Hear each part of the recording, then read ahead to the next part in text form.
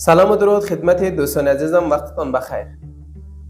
انشالله که هر جای دنیا هستین حال دلتان خوش و صحتمند باشید و همچنان فرارسیدن ماه مبارک رمضان را و تمام مسلمانان عزیز تبریک عرض می کنم.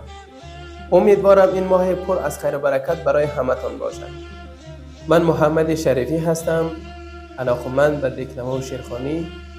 مدت قبل یک اکانت داشتم که متاسفانه کاملا از دسترسم خارج شد و حالا با این اکانت جدیدم دوباره شروع کردم.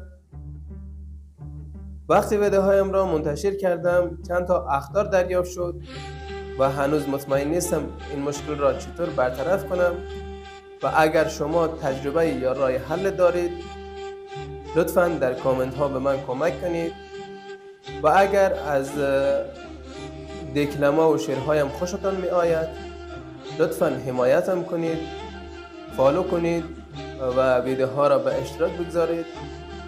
این تازه شروع ماجرا است.